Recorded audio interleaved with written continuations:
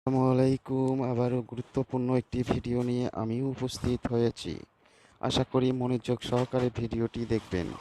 জিন পরিভূত পেত হাজির করা নকশা। জিন ডাকার উপায়।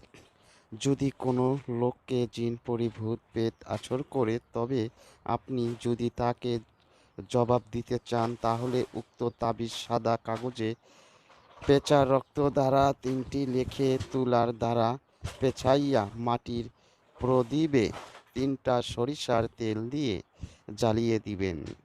এরপর রোগীর প্রদীপের সামনে বসাইয়া এক দৃষ্ট তাকিয়া থাকিবে। বলবেন, কিছুক্ষণ পর উক্ত আছরের গ্রন্থ জিন পরিভূত প্রেত রোগীর উপর ভর হয়ে জবাবদিহি করবে। নকশাটি: যে কোনো কাজ সতর্কর সাথে কাজটি করবেন। বিপরীত ক্ষতি হলে চ্যালেঞ্জ দায়ী থাকবে না।